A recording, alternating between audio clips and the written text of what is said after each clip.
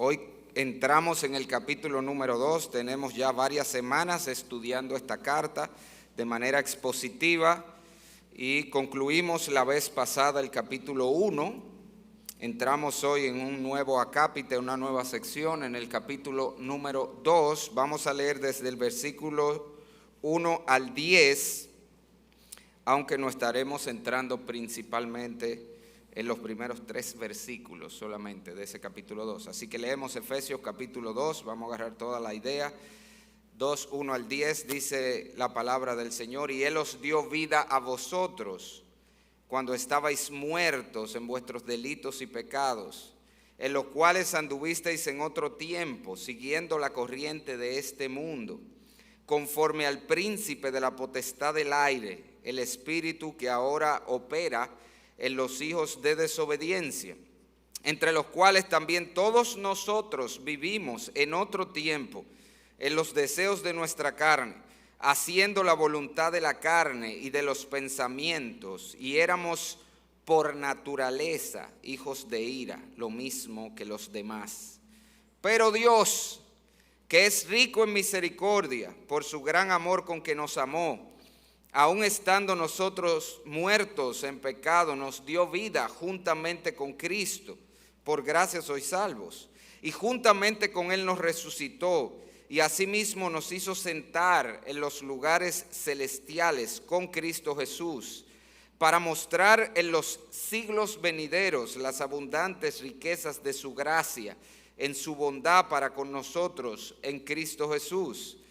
Porque por gracia sois salvos, por medio de la fe, y esto no de vosotros, pues es don de Dios, no por obras, para que nadie se gloríe, porque somos hechura suya, creados en Cristo Jesús para buenas obras, las cuales Dios preparó de antemano para que anduviésemos en ellas. Oramos. Señor del cielo, Padre, al tener tu palabra en nuestras manos, reconocemos que necesitamos que tú nos ilumines para poder entenderla.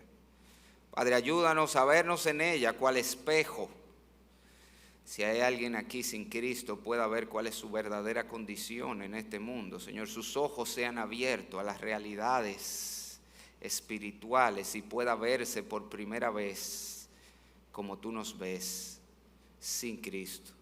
Pero también, Señor, que esto sirva para aquellos que ya hemos gustado de tu benignidad y de tu gracia que es en Cristo Jesús, que podamos recordar y celebrar la gracia abundante que nos ha sido dada.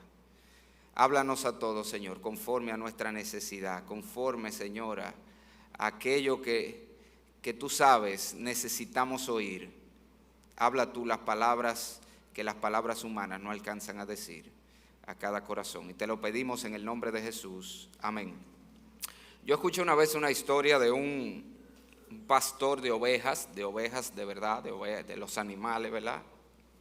Ovejas, que era muy pobre, vivía en una comunidad muy bella, con lugares preciosos, que solo algunos de los locales conocían. Y mientras un día el sultán de su comunidad pasaba por ese poblado, él se ofreció a ser su guía y lo llevó a unos manantiales preciosos donde el sultán quedó extasiado con la belleza y lo que pudo disfrutar allí. Así que en agradecimiento el sultán decide que lo iba a llevar a mudarse, a vivir con él al palacio, lo viste de ropas esplendorosas y le concede un lugar en su mesa. Todas las noches el hombre, después de pasar todo el día en la presencia del sultán y de degustar sus manjares, iba y se encerraba en su habitación y trancaba la puerta con seguro. Y los consejeros del sultán comenzaron a sospechar, pero aquí hay algo raro, hay algo raro. Él todas las noches sale de la presencia del sultán a encerrarse. Él debe estar tramando algo, así que hablan con el sultán y le dicen: mire, sospechamos que este hombre está tramando algo en su contra, yo creo que debemos tomar carta. Así que el sultán tomó unos guardias, irrumpe en la habitación del pastor y lo encuentra tirado en el piso contemplando sus antiguas ropas de pastor de oveja. Y el sultán se asombra y le dice: ¿qué está pasando? Y el hombre le dice lo siguiente: cada día, después de haberme deleitado en tu palacio y de haber degustado los ricos manjares de tu mesa, yo vengo a mi habitación a mirar mis antiguas ropas para nunca olvidarme de cómo yo vivía antes que tú me mostraras tu gracia y favor al traerme aquí. Esa actitud de este pastor de conservar viva en su memoria el recuerdo de lo que él era y de la gracia que le fue manifestada es exactamente el espíritu de este pasaje o de todo este capítulo número 2 de Efesios. Se trata de nosotros hacer memoria, recordar de dónde venimos precisamente para que mantengamos encendido la gratitud por la gracia y misericordia que Dios nos ha dado. Si usted mira el capítulo 2, versículo 11, que es precisamente el ombligo de ese capítulo 2, el versículo que está en el centro, allí hay un mandato: por tanto, acordaos de que en otro tiempo vosotros los gentiles. Fíjense que por tanto, o sea que lo está conectando con lo de atrás, acordaos, y va a seguir diciendo otras cosas. Lo que Pablo nos está llamando es precisamente a recordar cuál era nuestra condición antes de Cristo. Vamos a ver nuestra condición espiritual, pero también nuestra condición terrenal antes de Cristo y lo que Dios hizo en nuestra vida para que entonces nosotros podamos celebrar con genuino conocimiento y gratitud la gracia salvadora que el Señor nos dio. De la misma manera que los diamantes muestran más su brillo cuando se ponen sobre un lienzo negro. Yo no sé si usted ha visto, a lo mejor en películas o series, que los diamantes siempre lo trasladan en algo negro, de piel. Eso tiene un propósito, es porque al contrastarse con el negro entonces se ve más el brillo. Bueno, pues así mismo la gracia de Dios es hecha más evidente cuando nosotros consideramos cuál es la condición del hombre antes de que esa gracia salvadora lo alcanzara. Y esa es la manera como este pasaje, todo este capítulo 2 está construido. El apóstol Pablo sigue hablando en este capítulo 2 de la extraordinaria salvación que hemos recibido. Acuérdense que por muchas semanas vimos que ese era el tema también del capítulo 1, la extraordinaria salvación que Dios ha obrado en nosotros. Es exactamente el mismo tema en el capítulo 2, pero con un enfoque diferente. En el capítulo 1 era desde la perspectiva de Dios, era la salvación considerando lo que Dios ha hecho, está haciendo y hará. Ahora él considera la salvación desde la perspectiva humana, de qué éramos, qué Dios hizo en nosotros y qué somos ahora. Esa es la secuencia. De hecho, si usted mira el pasaje conmigo, el capítulo 2, esa es la manera como se bosqueja perfectamente. Todo el capítulo 2 tiene dos secciones idénticas en bosquejo, o sea, la forma como está distribuido. Versículos 1 al 3 nos presenta nuestra condición antes de ser salvos. Versículos 4 al 9 nos explica cómo Dios obró nuestra salvación, lo que Dios hizo. Y luego en el versículo 10 nos presenta el resultado de esa salvación. ¿Qué somos ahora que Dios obró la salvación? Y vamos a ver que cuando entra en el versículo 11 hasta el 22, otra vez sigue el mismo patrón. Lo que éramos, lo que Dios hizo, lo que somos ahora. En otras palabras, lo que el apóstol Pablo nos presenta aquí por la dirección del Espíritu es una foto del antes y después de Cristo en la vida de los hombres. ¿Usted ha visto esa foto que ponen para hacer promoción de artículos en los infomercials, en los programas estos de venta por televisión, que te ponen una foto del tipo antes, una máquina de ejercicio, y te lo ponen gordo, ¿verdad? Gordísimo el tipo, y entonces él saca la barriga, además, tú ves. Y después te ponen el proceso, varias semanas usando la máquina, y después el después, y te le hacen un Photoshop al tipo, y te lo presentan, ¿verdad? Con los cuadritos. Eso es lo que Pablo está haciendo aquí, la foto del antes y el después de la vida cristiana, o de venir al encuentro con Cristo. El día de hoy nosotros solamente vamos a ver la foto del antes. Eso es lo único que vamos a ver. Versículos 1 al 3, cuál era nuestra condición antes de venir a Cristo. Y ya en otros mensajes vamos a ver lo que Dios hizo y lo que somos ahora. Y vamos a estudiar eso que éramos antes de venir a Cristo. En otras palabras, ¿por qué, si lo quiere así, los hombres necesitamos ser salvos? Vamos a considerar tres cosas claras que Pablo nos muestra en ese versículo. ¿Por qué los hombres necesitan desesperadamente, urgentemente, la salvación que hay en Cristo? ¿O de qué nos salvó Cristo? Hermano, ¿qué significa ser salvo? ¿De qué fuiste salvo? Pablo nos dice, en primer lugar, los hombres necesitamos ser salvados y somos salvos de la muerte espiritual. Mira el versículo 1. Dice en nuestra Biblia, si Él os dio vida a vosotros cuando estabais muertos en vuestros delitos y pecados. Tengo que hacer una observación aquí, porque se pierde la esencia, como está escrito en nuestra versión Reina Valera. Esa primera expresión, y os dio vida a vosotros, no está en el original. El versículo comienza literalmente en el griego, y a vosotros estando muertos en vuestros delitos y pecados. Eso no lo añadieron ellos a lo loco, eso está en el versículo 5, usted lo puede ver más abajo. Aún estando muertos en pecado, nos dio vida juntamente con Cristo. Pero ¿qué sucede? Ahí es que Pablo quiere llegar. Él quiere llegar, estabas muerto, pero te dieron vida con Cristo. El problema es que como a Pablo le encanta hacer esto, agarrar e irse en un sprint hacia abajo de ideas, ya tú puedes perder la idea. Y a vosotros, estando muertos en delito y pecado, en lo cual anduviste en otro tiempo, siguiendo la corriente de este mundo, os dio vida. Y tú puedes perder la idea. Por eso los traductores tomaron eso de una vez y te lo pusieron adelante, para que tú sepas que ahí es que él te quiere llevar. Pero el énfasis en la Biblia es en el hecho de que estabas muerto. Él todavía no está hablando de lo que somos, él está hablando de lo que éramos. ¿Y qué era lo que éramos antes de venir a Cristo? ¿Qué es lo que es todo ser humano sin Cristo? Es un muerto, es lo que le está diciendo. Por supuesto, no está hablando de muerte física, porque él está hablando de gente que andaban en otro tiempo y hacían cosas. Él se está refiriendo a otro tipo de muerte, peor que la muerte física, aunque de esa también necesitamos ser salvos, y de esa también hay un solo Salvador, que es Cristo Jesús. Pero Pablo está hablando de la muerte espiritual. En este mismo epístola, si usted pasa a su página, en el capítulo número 4, versículo 17 al 18, Pablo vuelve a mencionar esa muerte y se puede ver más claro. Dice Efesios 4, 17 al 18, esto pues digo y requiero en el Señor que ya no andéis como los otros gentiles que andan en la vanidad de su mente, teniendo el entendimiento entenebrecido, agárrelo aquí, ajenos de la vida que Dios da, de la vida de Dios, por la ignorancia que en ellos hay, por la dureza de su corazón. La Biblia de las Américas lo traduce excluidos de la vida de Dios. La Nueva Versión Internacional, están alejados de la vida que proviene de Dios. ¿Y cuál es el punto? Hay dos esferas de vida. Está la vida física y está la vida espiritual. La primera la recibimos a través de nuestros padres.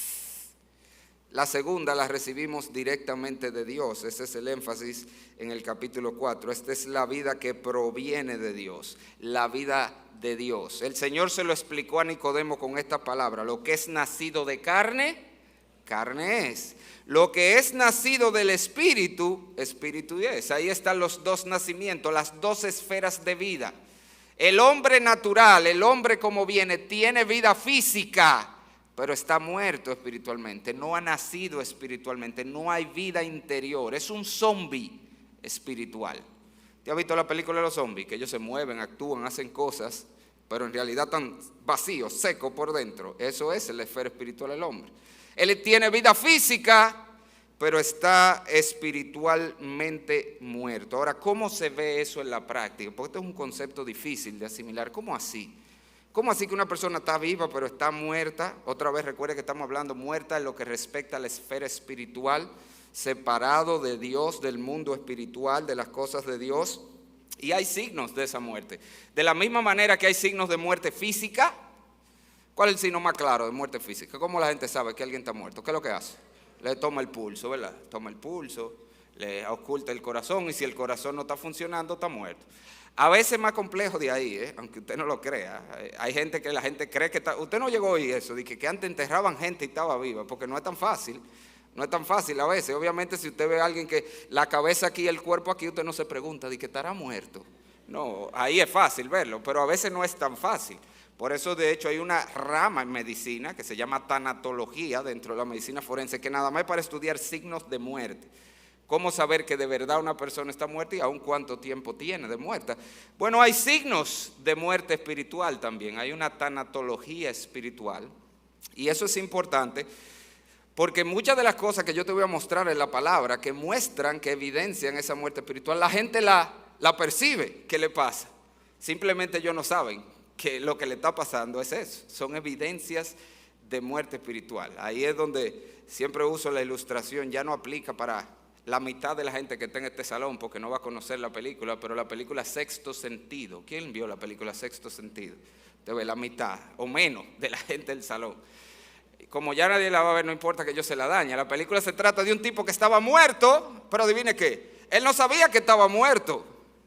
Había un niño que lo veía, interactuaba con él, pero el tipo no sabía que estaba muerto. Ahora, habían cosas que él sabía que pasaban, pero él no entendía por qué. Yo le hablo a mi mujer y mi mujer no me responde, ella me ignora. Pero no sabía que era que él estaba muerto, ya no lo estaba oyendo. Yo entro a lugares y la gente se hace como que no me ve. Pero es que no te están viendo porque él no sabía que el problema era de él, que estaba muerto. Eso mismo pasa con la muerte espiritual. Hay cosas que el hombre siente, percibe que le pasa y no sabe por qué. Y la explicación de la Biblia es la muerte espiritual. Cosas como que, bueno, el primer signo y uno de los más importantes de la muerte espiritual es esa sensación de vacío propia del hombre.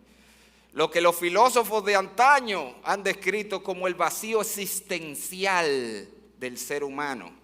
Todos los hombres andan persiguiendo algo que no saben qué es y no se dan cuenta que lo que su alma necesita, ese vacío que tienen es un vacío de Dios. Tienen un hoyo, como alguien ha dicho, del tamaño de Dios en su corazón. El hombre trata de llenarlo con toda clase de cosas y el problema del ser humano es que asume que es algo que no tengo ahora, pero que cuando yo lo alcance, ya yo voy a tener la plenitud. En términos prácticos más llanos, el pobre cree que él se siente vacío. ¿Por qué? Porque no tiene dinero, pero si él consiguiera riqueza, él no se sentiría así. ¿Cuál es el problema de eso? Que el rico se siente igualito y tiene la riqueza. El soltero cree que es porque está soltero, pero si yo me casara y tuviera familia e hijos, entonces yo no me sentiría así. El problema es que pregunte cuántos casados no tienen con hijos y familia la misma sensación de vacío. El artista suele pensar que es porque no ha llegado a la fama, pero cuando él alcance la fama, pues ya, él va a tener plenitud en su corazón.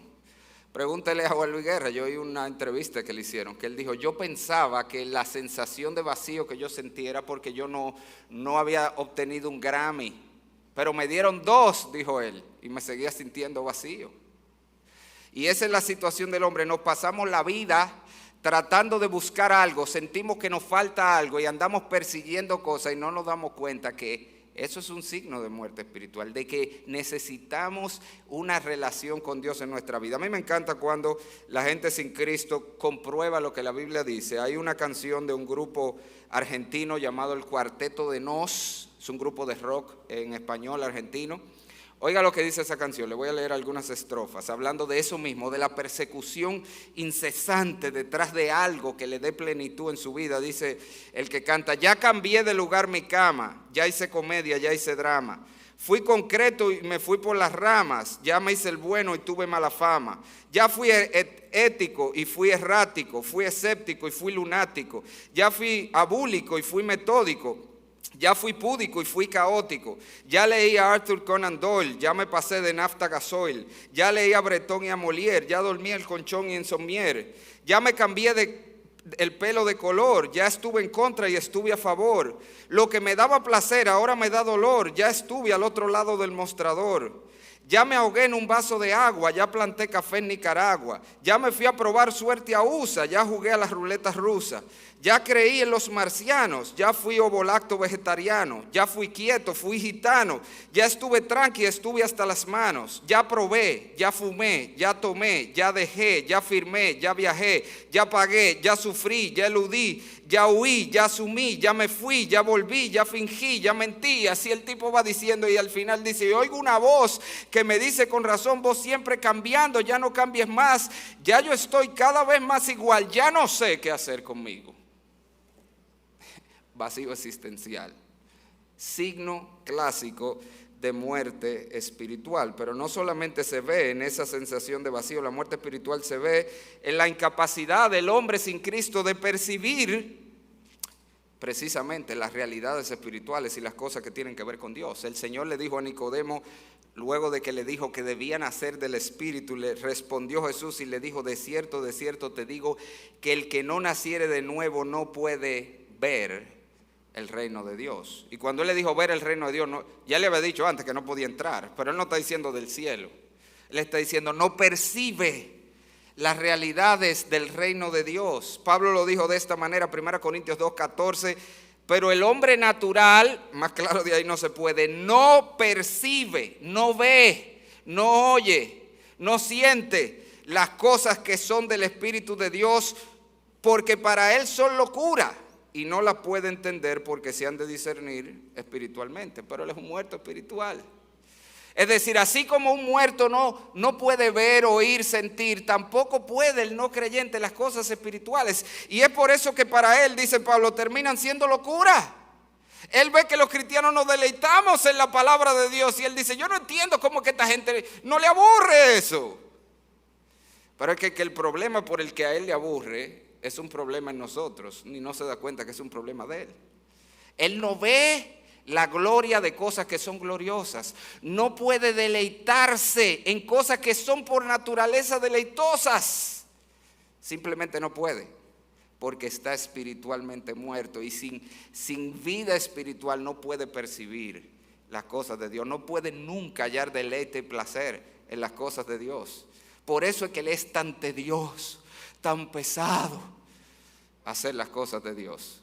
Está espiritualmente muerto. Y ojo, porque esto es algo para nosotros revisarnos también. Si tú tienes que arrastrarte para venir a la iglesia, porque esto es tan tedioso, oír a ese hombre que habla tanto ahí, eso puede ser un indicio de muerte espiritual. Yo me topé con un joven, estaba en una actividad este viernes de AXI, y la verdad, miren, si yo me hubiera acordado cuando hablé con él de quién era, me hubiera asombrado más y le hubiera mostrado más mi gozo. Yo me encontré con él, era compañero tuyo de clase, y él me dijo, ¿usted se acuerda de mí? Estaba sirviendo en una actividad cristiana como voluntario. ¿Usted se acuerda de mí? Y yo, mira hermano, la verdad, tu voz, tu cadencia, tu cara me parece un poquito, pero tú tienes un barbazo, yo no recuerdo. Y él me dijo, no, usted me conoció sin barba y todo eso hace 15 años, en el Colegio Bautista Cristiano, cuando usted iba a dar devocionales. Yo era fulano de tal. La idea es que si yo me hubiera acordado en ese momento, ese era el muchacho más terrible. O sea, ese era yo cuando tenía que ir a dar devocional al CBC. A veces yo tenía pesadilla el día antes y él era una de las causas. Y cuando salía de ahí, yo tenía que alejarme de todos los objetos cortantes porque fácilmente yo estaba en una depresión mayor, solo de muchachos como ese. Era una cosa terrible, de verdad. Su actitud hacia las cosas de Dios, la manera como se expresaba, era una cosa terrible. Y ese muchacho estaba ahí diciéndome, mire, yo me convertí hace un año. Yo te dije que hacía 15 que él estaba en un colegio cristiano, ¿verdad? Y él me dijo, después que yo salí del colegio, ahí fue que yo me perdí. Y yo hice de todo. Pero hace un año, por la gracia de Dios, yo vine a Cristo. Y ahí fue como que de verdad, como que algo se abrió a mis ojos y yo empecé a ver cosas que yo nunca vi. Y de repente todo era como tan grandioso en la cosa del Señor. Y yo decía, ¿por qué era que antes esto era tan difícil para mí, tan tedioso? Y de verdad, yo porque no me acordaba quién era el muchacho, pero fue una bendición. Cuando yo, ayer, el día siguiente, fue que yo caí quién era. O sea, ver eso, que ese muchacho me estuviera diciendo eso, yo que lo vi, como él era hacia la cosa, eso es eso. ¿Qué pasó? ¡Tiene vida! Ahora podía ver lo que uno trataba de explicarle y él no entendía. Ahora podía experimentar, ahora podía sentir.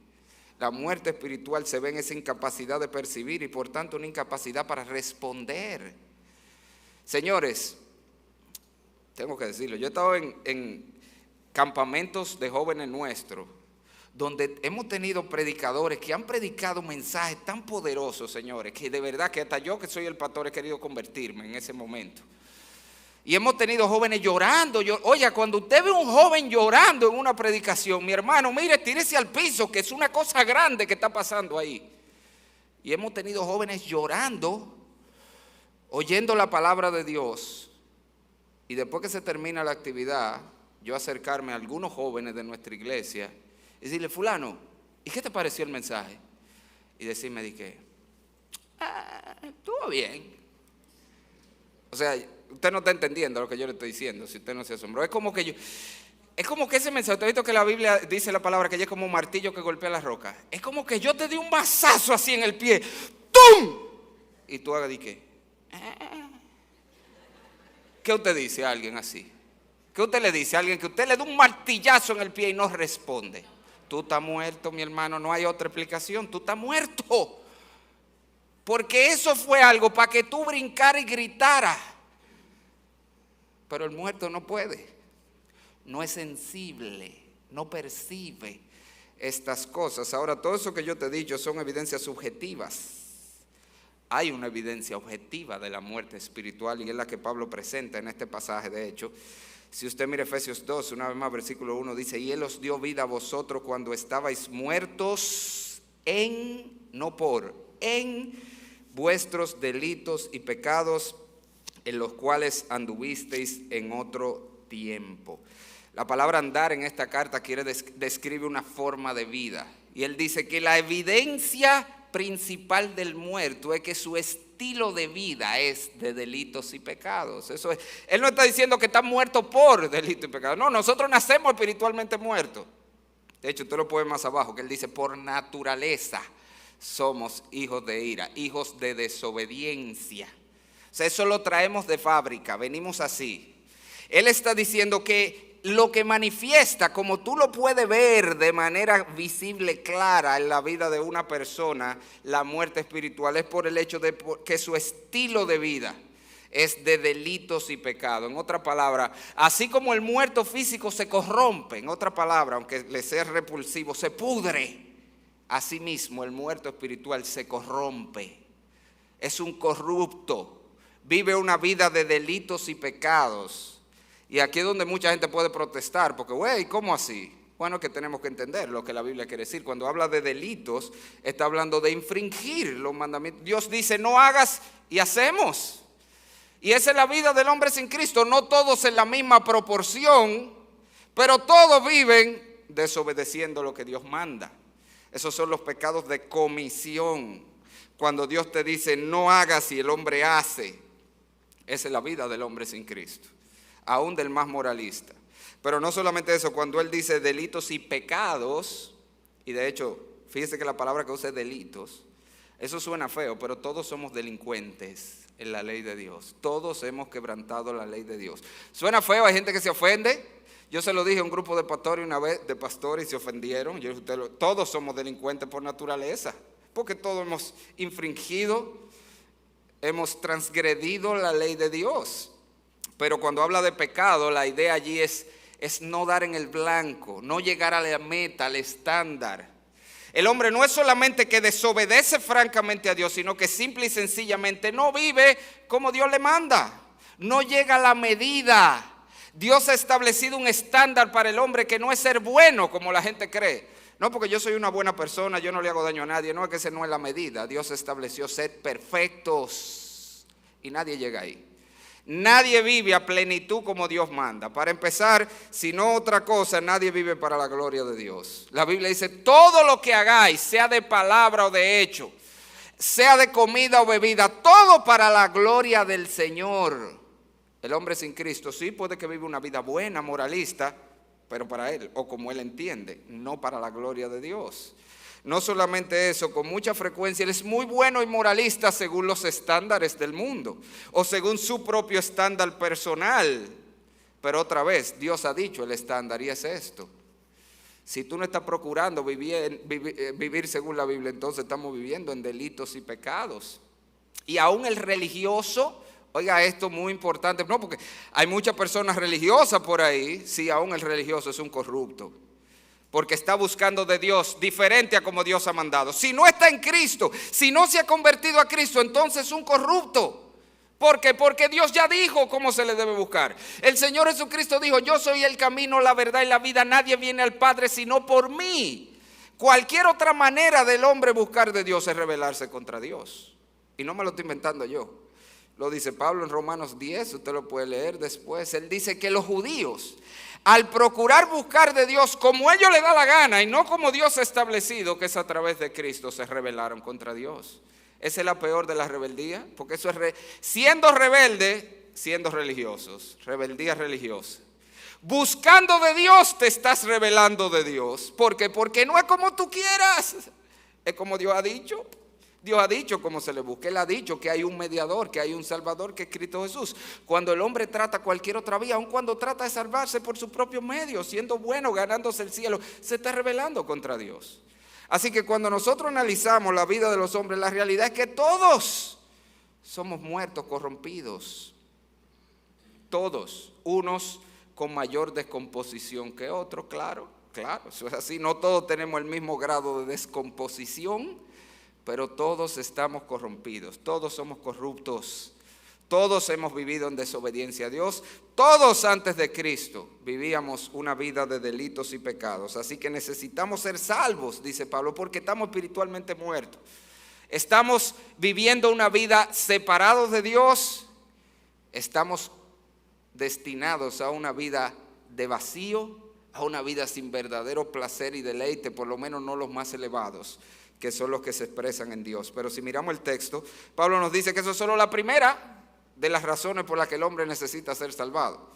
El hombre necesita ser salvo y nosotros fuimos salvos de la esclavitud también. El hombre sin Cristo no es solo un muerto espiritual, sino que es además un esclavo.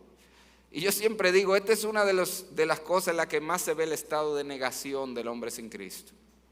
Usted sabe lo que la gente que me ha dicho a mí, que ellos no se quieren convertir porque es que ellos no quieren coartar su libertad.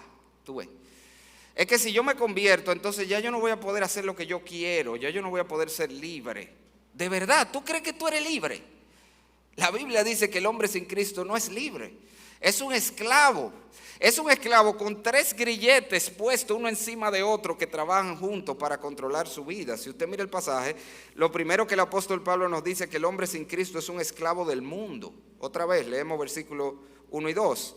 Y Él os dio vida a vosotros cuando estabais muertos en vuestros delitos y pecados, en los cuales anduvisteis en otro tiempo, siguiendo, oiga, la corriente de este mundo. Y no sé si usted nota la ilustración que él está usando. Él está presentando el mundo como un río, una corriente. ¿Y qué pasa si usted tira un muerto en un río? No hay manera de que él pueda frenarse, parar, agarrarse, nadar en contra. No, él está muerto. Y como está muerto, cuando usted lo tira en el río, él simplemente se va a dejar llevar. Y eso es lo que pasa con el hombre sin Cristo. Él es un esclavo del espíritu de la época, de la cultura. Él vive como le dicen que viva. Esa es una de las cosas más asombrosas. Él hace lo que le dicen que haga, él se viste como le dicen que se vista, para él es importante lo que le dicen que es importante, él va a los lugares que le dicen que hay que ir, esto es lo que está de moda, esto es lo que hay que hacer. O como siempre se dice por ahí, el hombre sin Cristo es Vicente. ¿A dónde va Vicente? A donde va la gente, eso es. Y le aterra ser diferente. Por eso que yo me preocupo cuando yo veo jóvenes, todos con la misma pelada, todos con la misma ropa, todos, eso es peligroso, pues es un signo de que tú no tienes la capacidad de nadar contra la corriente. Le aterra ser diferente. Es que todo lo que todo el mundo está haciendo, si yo no me lo hago, entonces yo voy a ser raro. Es un muerto espiritual que está arrastrado por la corriente de este mundo, una corriente que siempre te va a llevar en dirección contraria a la voluntad de Dios. El apóstol Juan describe este mundo, esta corriente, este espíritu de la época, está hablando de eso. Dice Juan en 1 de Juan 2, 15 al 16, no améis al mundo ni las cosas que están en el mundo. Si alguno ama al mundo, el amor del Padre no está en él, porque todo lo que hay en el mundo, y mira cómo lo resume, esto es, aunque tú no lo creas, todas las culturas, todas las épocas, todas las generaciones han promovido la misma 3 cosas. Como yo siempre digo, el mismo producto con diferente empaque. Le cambia el empaque, de generación en generación le va cambiando la envoltura, pero el producto es el mismo. ¿Qué es? Los deseos de la carne, los deseos de los ojos y la vanagloria de la vida. En términos más modernos, el hedonismo, la búsqueda de placer pecaminoso, ojo, no la búsqueda de placer. El placer lo creó Dios, no el diablo. ¿Estamos conscientes de eso? El placer lo creó Dios, no el diablo. Hay muchos placeres santos que están en la Biblia. Pero aquí estamos hablando de placer pecaminoso. Es el deseo de la carne. El placer pecaminoso, la búsqueda del placer pecaminoso, el materialismo, la búsqueda desmedida de posesiones, los deseos de los ojos y el humanismo. La vanagloria de la vida. Tú eres el grande, tú eres el importante, tu decisión, lo que tú piensas, lo que tú quieres, tu corazón. Nadie tiene que decirte lo que tú debes hacer porque tú debes seguir tu corazón y lo que tú creas, y eso es lo que vale. Aún más que lo que digan tu papá, joven. Tu papá no pueden decirte lo que tú tienes que hacer porque tú debes seguir tu corazón. Esa es la vanagloria de la vida. Tú eres el centro del universo. Y esas son las cosas que todas las filosofías, todas las creencias, todas las religiones, todas las modas, todo lo que el mundo tiene para ofrecer al hombre siempre motivan. Una o la otra, olvide. De muchísimas maneras. Usted que encuentra esa filosofía hasta en los restaurantes, pídelo a tu manera. Eso dice una cadena de hamburger por ahí. Pídelo a tu manera. O había un banco que tenía una promoción. ¿Y tú para quién trabajas? Tú, eso es para ti, es en ti que tú tienes que pensar, no es en más nadie.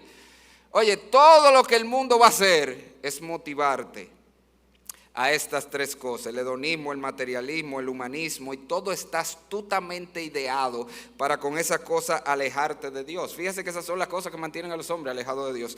Demasiado entretenido con los placeres de este mundo para venir a Dios. Demasiado ocupado con mi trabajo y mis quehaceres para venir a Dios. Demasiado grande, tú eres demasiado culto para estar pensando en Dios en el 2022, por amor de Dios. Eso es algo de la gente con mente pequeña e ignorante de antes.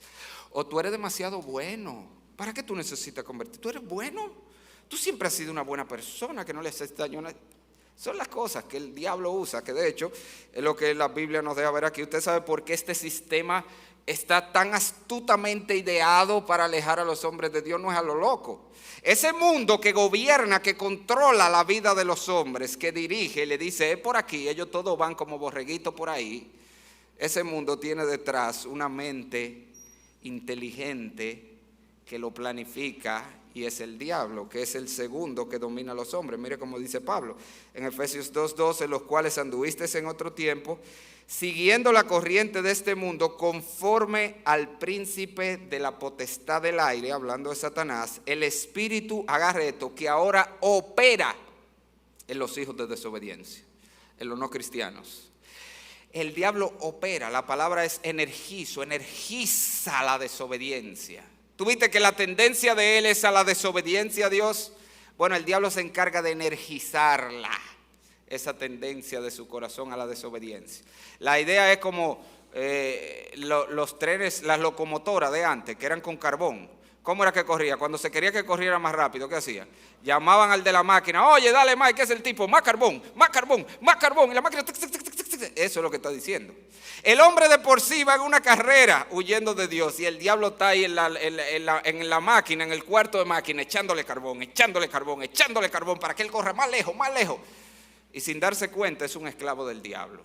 Está haciendo lo que el diablo quiere que haga. Yo sé que eso suena feo, pero la Biblia está diciendo ahí, todo el que no está en Cristo está sin darse cuenta muchas veces siendo controlado por el diablo. Yo he visto, de hecho, hay un sticker por ahí que te está dejando usar del diablo. Bueno, eso es verdad. En todo el que está sin Cristo, aunque no lo vea, se está dejando controlar del diablo. Oiga cómo lo dice Pablo en Hechos 26:18. Pablo dice precisamente que Dios lo mandó a predicar el evangelio para que abra sus ojos, para que se conviertan de las tinieblas a la luz y de la potestad de Satanás a Dios. Tú o estás bajo el reino de Dios o bajo el reino de Satanás. O bajo la potestad de Dios o bajo la potestad de Satanás. No hay dos opciones. No hay más que esas dos opciones, perdón. O tú estás en Cristo bajo la potestad de Dios. Si te convertiste, mira lo que dice, para que se conviertan. Tú, el que no se ha convertido a Cristo, está bajo la potestad del diablo, aunque no lo vea. El diablo te está controlando. Te está controlando. Oye, como dice también Pablo a Timoteo en 2 Timoteo 2, 25 al 26, hablándole del trabajo del siervo de Dios, que con mansedumbre corrija a los que se oponen, por si quizás Dios les conceda que se arrepientan para conocer la verdad y escapen del lazo del diablo en que están cautivos a voluntad de él. Bueno, yo no sé si tú estás viendo eso. Aquí te lo pone una cadenita que te tiene, que tú no la ves invisible, pero él te tiene por una cadenita y te va jalando. Ven por aquí, mi hijo, ven. Esa es la vida del hombre sin Cristo. Está en un lazo del diablo que lo mueve a voluntad de él. Es un esclavo del diablo. Eso no significa que todo el que no es cristiano está poseído por el diablo y los demonios. No, para nada. Pudiera ser. Todo el que no está convertido a Cristo es un candidato a ser poseído por el diablo. Yo no sé si ustedes llegaron a ver otra vez, cuando hablo de la película Matrix, tengo que aclarar porque la de ahora es una basura terrible, pero la de antes, la original, en la primera, todo el que no había sido sacado de la Matrix era un potencial agente. ¿Usted se acuerda de eso? ¿Quiénes llegaron a ver Matrix 1? Matrix 1, ok, ustedes me entienden. ¿Se acuerdan? Si te habían sacado ya del sistema, que todo eso era una figura del cristianismo, aunque usted no lo crea. Si te habían sacado ya del sistema, entonces no podían los agentes tomar control de ti. Pero si no, todos podían ser en cualquier momento, que los agentes tomaran control de ellos. Los agentes serían el equivalente a los demonios, que eran los agentes de la Matrix. Eso es lo que pasa. Todo el que está sin Cristo pudiera ser en cualquier momento poseído por diablo o demonio. Pero eso no es lo que está hablando. De hecho, en este contexto, ¿qué es lo que el diablo usa para controlar a la gente? Es el mundo, es la corriente, es el espíritu de la época, es la cultura. Eso es lo que él está hablando aquí. Todas esas cosas, toda esa corriente del mundo, de donde sale es de Satanás. Señores, todas esas ideologías raras que tenemos hoy, ¿de dónde usted cree que sale? El feminismo, la ideología de género, el movimiento LGTBI, el movimiento pro-choice abortista, ¿de dónde usted cree que sale eso? Es del diablo que sale. Ahorita me mandan a buscar, pero está bien. Yo estoy aquí para predicar. Le digo como Mayén, yo espero que por lo menos me lleven una cantinita. Yo le dije una vez a Benjamín, mira papi, pronto en este país van a empezar a mandar preso a uno por predicar la verdad. Yo espero que cuando yo quede preso tú me lleves una cantinita a la cárcel. Y él me dijo, papi, pero yo voy a estar preso contigo porque yo también voy a predicar la verdad. Me dio un gozo tremendo que me dijera eso. Pero el punto es este, amados. El punto es que todos esos movimientos, sí, son los hombres que lo están promoviendo, pero detrás tienen la fuerza del mal. ¿Y qué hace eso? Que precisamente le lava el cerebro a la gente. Sí, a mí hay que dejarme, si yo me siento mujer, hay que dejarme que yo sea mujer, porque eso es lo que yo me siento, de verdad. Y el que se siente que tiene que matar a otro, ¿usted cree que los asesinos en serie no tienen también una compulsión a matar? ¿Y a ese por qué no le decimos que tenemos que dejarlo? No, a ese le decimos, no, tú tienes que controlar eso, mijo, porque eso no está bien. Y no es lo mismo en el otro lado. No, pero me venden que no es así. ¿Qué hace el hombre que lo cree? Y a través de todo eso, él va dirigiendo a la gente, cada vez alejándola de Dios. Así que el hombre sin Cristo es un esclavo de la época, del mundo, de la cultura, pero a la vez es un esclavo del diablo, que está a través de esa cultura alejándolo de Dios y controlando su vida.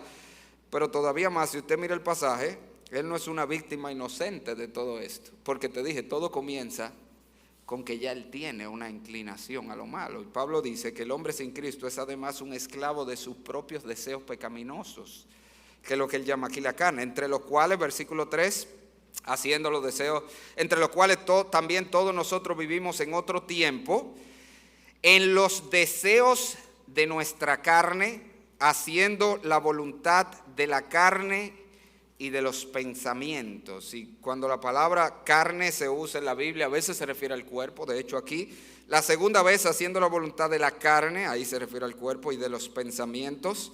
Pero cuando habla al principio los deseos de la carne, que es el uso más común de la expresión en la Biblia, se refiere a los deseos pecaminosos, a la tendencia natural al pecado. Todos nacemos, y eso es parte de la muerte espiritual, con una tendencia a lo malo, una tendencia al pecado, que la vamos desarrollando, la vamos cultivando en la medida que crecemos, así como desarrollamos todas las áreas de nuestra vida, desarrollamos nuestro pecado. Y lo que la Biblia nos está diciendo es que el hombre sin Cristo es un esclavo de sus deseos, de sus pasiones. Él simplemente no puede resistirse, aunque quiera. Y por eso es que usted ve, que el hombre ve que las cosas que hace están destruyendo su vida, pero él no puede dejar de hacerla. ¿Por qué? Porque él es un esclavo a eso. Él ve que se está matando, él ve que está dañando su familia, él ve que está destruyendo todo alrededor, pero no puede dejar de hacer lo que hace. ¿Por qué? Porque es un esclavo de sus pasiones, es un esclavo de sus deseos, es un esclavo de sus inclinaciones pecaminosas. Y esas inclinaciones pecaminosas, y ese es el punto de Pablo, pueden estar en dos esferas. Fíjese que él dice, siguiendo en los deseos de nuestra carne, haciendo la voluntad de la carne, el cuerpo y los pensamientos. Porque aquí mucha gente se confunde. Usted puede estar, todo el mundo de manera natural está viciado al pecado, pero no solamente son vicios del cuerpo. Sí, hay gente que tiene vicios del cuerpo, pero otros son vicios de la mente. Y sigue siendo la carne, sigue siendo, por eso que le dije, la carne ahí no es el cuerpo, son los deseos pecaminosos. Y hay pecados de la mente a los cuales también los hombres están atados. Pecados como el egocentrismo, el orgullo, la amargura, el enojo, el resentimiento, la avaricia, los celos, la injusticia, la necedad, los malos pensamientos, etcétera, etcétera, etcétera. Y hay gente que su problema es ese, ahí es que está atado. Ese es el pecado que no puede soltar y que el diablo lo usa para controlar su vida. Dice Pablo que todos vivíamos en otro tiempo siguiendo esos deseos. Esa es la condición natural. El hombre sin Cristo no puede decirle que no a su pecado. Él es un esclavo del pecado. Así que, ¿por qué los hombres necesitamos ser salvos? Porque están espiritualmente muertos, porque somos esclavos de manera natural del diablo, del mundo, de la carne. Pero en tercer lugar, si usted mira el versículo número 3, lo más terrible de la condición del hombre, de lo principal que el hombre necesita ser salvo, es de la ira de Dios. Mira el versículo 3, en los cuales también todos nosotros vivimos en otro tiempo en los deseos de nuestra carne, haciendo la voluntad de la carne y de los pensamientos, y agárralo aquí, y éramos por naturaleza. Ojo, eso no es algo que después nos convertimos, nacimos así. Éramos por naturaleza hijos de ira, lo mismo que los demás. Y cuando Pablo habla allí de hijos de ira, no es que teníamos una tendencia a la ira. Eso puede ser verdad en algunos, pero no es verdad de todos.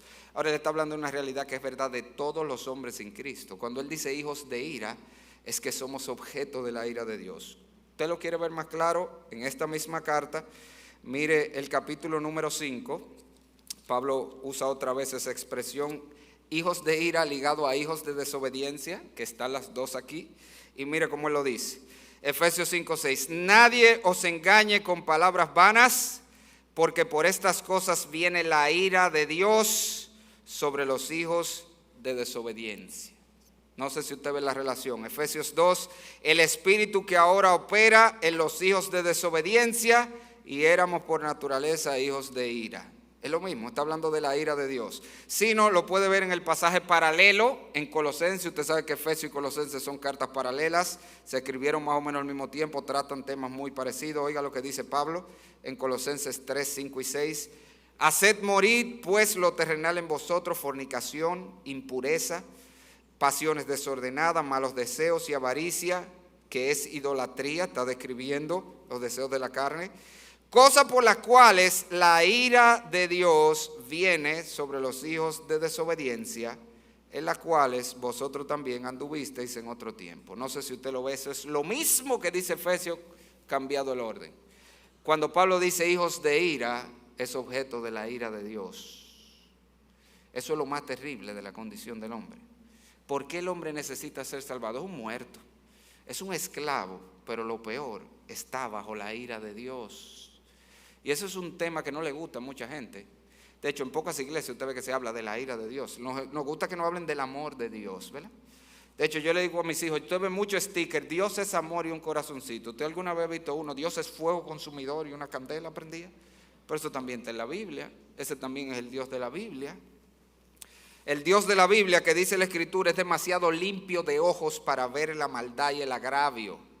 El Dios que dice la Biblia en Romanos 1:18, porque la ira de Dios se revela desde el cielo contra, oiga, toda impiedad e injusticia de los hombres que detienen con injusticia la verdad. Todo pecado, toda maldad, todo acto de injusticia, así sea pequeño, genera en un Dios santo indignación santa. Hay algo en Dios que lo mueve a juzgar al pecador. Nosotros hemos sido muy mal guiados con el famoso refrán: Dios aborrece el pecado, pero ama al pecador. Eso es verdad, pero no es toda la verdad. Dios aborrece el pecado y ama al pecador, pero está airado contra él todos los días. Búscalo, Salmo 7:2. Dios, 7:11, Dios es juez justo y Dios está airado contra el impío todos los días. ¿Tú sabes lo que quiere decir todos los días? Eso es más profundo que lo que tú piensas. Eso no quiere decir que hoy, ayer, mañana. No, es todos los días. Eso quiere decir el día que él se portó bien, Dios sigue airado contra el impío. Porque nosotros ¿qué creemos? Que la actitud de Dios va cambiando con el hombre según cómo se porta. El día que yo me porte bien, hoy estoy frío con Dios. El día que yo me porte mal, hoy estoy caliente con Dios. No, Dios está airado contra el impío sin Cristo todos los días. El día que no se levantó de su cama y no pecó porque estaba acotado interno, ahí Dios está airado contra él. El día que fue el mejor hombre del mundo, que ayudó a la viejita a cruzar la calle y le dio a los pobres, ese día Dios está airado contra él. Igual que el día que hace su maldad. Porque lo único que nos libra de la ira de Dios es Jesucristo. Y si tú no estás en Cristo, no importa cómo tú estás viviendo, tú estás bajo la ira de Dios. ¿Por qué? Porque es toda impiedad e injusticia de los hombres. Y todos nosotros hemos cometido impiedad e injusticia. Y la palabra de Dios nos advierte. Busque un texto en Romanos 2, búsquelo en su Biblia. Esto es muy importante, este pasaje. Yo sé que suena contradictorio, no hablar de que Dios ama al pecador, pero está airado contra él. Suena, pero es así. De hecho, lo vemos en este mismo pasaje de Efesios 2.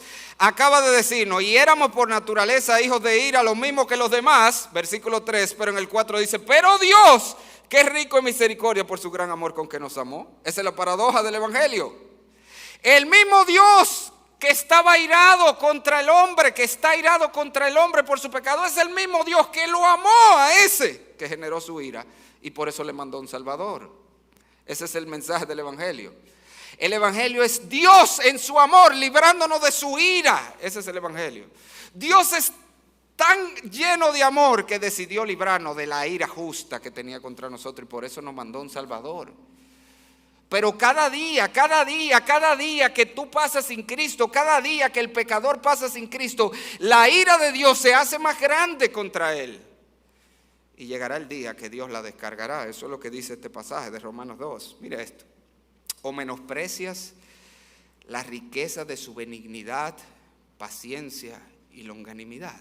Déjame antes de seguir explicarte lo que él está diciendo. Esto es lo que mucha gente me ha preguntado. Es que usted me dice que Dios está airado contra mí, pero yo no veo eso. Porque a mí Dios me bendice mucho. Yo no me he convertido y sin embargo, mire, yo tengo una familia muy bonita y he tenido buena salud y tengo un negocio y Dios me prospera. Eso es lo que Pablo está escribiendo allí, la benignidad, paciencia y longanimidad. A pesar de que Dios está airado contra el impío todos los días, dice la Biblia, Dios es tardo para la ira. Si Dios fuera rápido en manifestar la ira, ¿cuál sería el resultado de eso? Usted sabe. Exterminio de la raza humana. Aniquilación total. Pero Dios es paciente, longánimo, benigno. Y le hace bien a ese impío que todos los días le cupen los ojos con su pecado, con su desobediencia, con su ignorancia de él. Dios es longánimo, paciente, benigno, bueno, lo ayuda, lo prospera. Pero todo eso tiene un propósito, míralo aquí. O menosprecia la riqueza de su benignidad, paciencia y longanimidad, ignorando que su benignidad te guía al arrepentimiento. En otras palabras, lo que Pablo está diciendo, ¿tú sabes por qué Dios no hace que baje un rayo y nos mate a todos? Porque Dios no está dando chance de que corramos a Cristo a ser salvos. Porque si eso pasara, nadie sería salvo. Pero Dios contiene su ira, provee el Salvador y le dice a los hombres: ven, refúgiate ahí antes que yo descargue mi ira. Es paciente, longánime, benigno para guiarnos al arrepentimiento, para que nos dé tiempo a reconocer: tengo un serio problema, necesito un Salvador. Cristo es el Salvador. Voy a Cristo para que me libre de mi pecado, me salve de la ira de Dios. Fíjese, por cierto, que hay gente que cree que Cristo vino y espérate, no lo mates, papá, que yo lo voy a salvar. ¿Quién fue que mandó al Hijo? El Padre contra el que está airado con nosotros. O sea, es el mismo Padre que le dijo: ve, sálvalos, ve, muere tú por ellos, ve, recibe tú la ira para que ellos puedan librarse.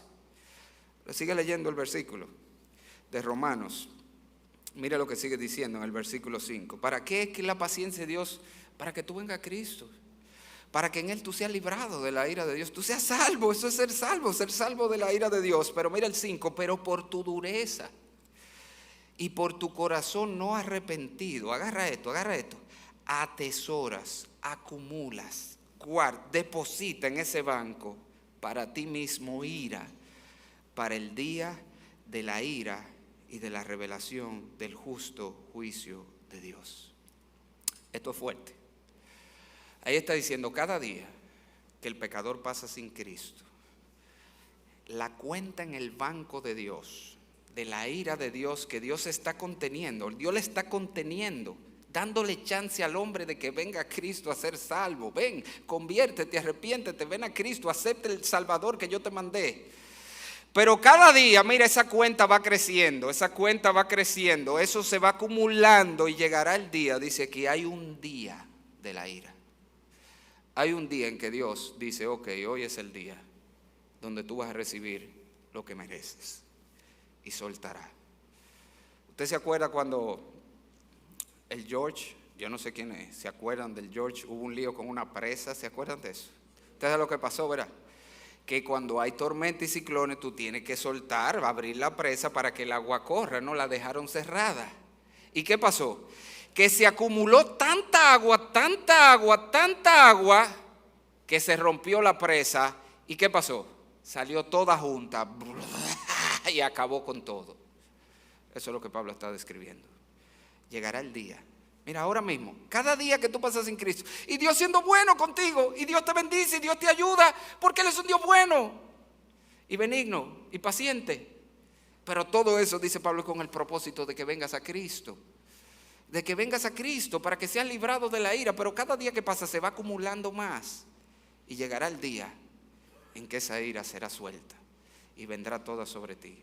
Puede ser en esta vida, pero con toda seguridad lo será por la eternidad. Ahora, ¿cómo podemos ser salvos? A través de Cristo. Ese es el mensaje. ¿Por qué los hombres necesitamos desesperadamente ser salvos? Porque están muertos, destinados a una vida vacía, sin sentido, ajenos a las cosas gloriosas que Dios tiene. Porque son esclavos de una vida de corrupción, del mundo, del diablo que los lleva a su perdición y no pueden escapar de él. Pero lo peor de todo, porque están bajo la ira de Dios. Ahora Cristo vino al mundo a salvarnos de toda esa manera. Fíjese que Pablo está hablando de lo que éramos. Porque en Cristo Jesús nosotros somos librados de la muerte espiritual. Pablo dice, aún estando, versículo 5, nosotros muertos en pecado, nos dio vida juntamente con Cristo. El Señor Jesucristo dijo, yo he venido para que tengan vida y la tengan en abundancia. Cristo también nos libra de la esclavitud, dice Gálatas 1:4, el cual se dio a sí mismo por nuestros pecados para librarnos del presente siglo malo.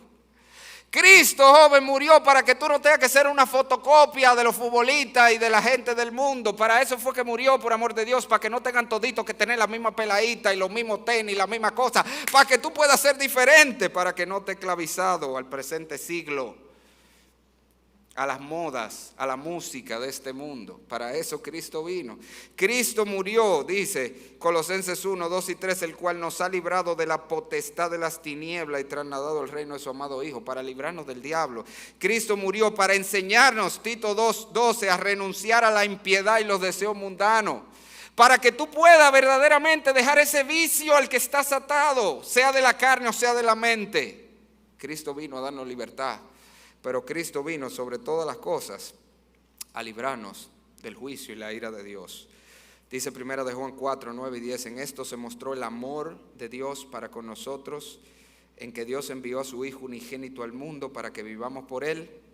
En esto consiste el amor, no en que nosotros hayamos amado a Dios, sino en que Él nos amó a nosotros y envió a su Hijo en propiciación por nuestros pecados. Propiciación es el acto de aplacar la ira de Dios. El amor de Dios se mostró otra vez en que nuestro pecado han producido su ira y Él mandó a su Hijo para descargar su ira por tu pecado en su Hijo para poder a ti mostrarte el amor. En otras palabras, el amor de Dios es Dios mandándote a Jesucristo a librarte de su ira. Pero si tú desechas a Cristo, tú estás desechando el amor de Dios. ¿Y qué te queda entonces? La ira de Dios. Y un día te enfrentarás con ella. Así que si hay alguien aquí sin Cristo, yo te animo, mira, esto está aquí para enseñarte cuál es tu condición. Yo sé que quizás tú no te ves así. Quiera Dios que tus ojos hayan sido abiertos y tú te veas porque ese eres tú. Si tú no te has convertido en Cristo, ese eres tú. Tú eres un muerto espiritual, ajeno a las realidades espirituales. Eres un esclavo, aunque no lo veas, tú estás esclavizado al diablo, al mundo, a tus propios deseos. Pero lo peor, estás bajo la ira de Dios. Ahora la buena noticia es que hay un Salvador. Cristo te puede salvar. Jesucristo vino a salvar a los pecadores. Ven a Cristo. Y hermanos, esto es de ti también. Esto es para que tú veas de dónde te sacó Dios. Qué glorioso es ser cristiano, de cuántas cosas nos ha librado el Señor. Pero vivamos como personas que verdaderamente son libres. Vamos a orar. Padre, Señor, nosotros reconocemos, estamos conscientes que si tú no abres los ojos no podemos vernos cuál somos. Tu palabra es un espejo. Pero de manera natural el príncipe de este siglo ha cegado los ojos de los hombres para que no puedan verse en ese espejo. Tú, Señor, que hiciste que en las tinieblas resplandeciera la luz, en el inicio de la creación, haz resplandecer la luz de tu evangelio en los corazones que aún están en tinieblas hoy. Oh Padre, que hoy pueda ser el día de salvación de muchos, pero también, Señor, ayúdanos a nosotros a poder recordar la gracia que nos fue dada en Cristo Jesús, de todo lo que nos has librado por medio de Jesucristo, para vivir vidas agradecidas, respondiendo en amor a esa gracia. Todo esto te lo pedimos en el nombre de Jesús. Amén. Dios les guarde, amados hermanos.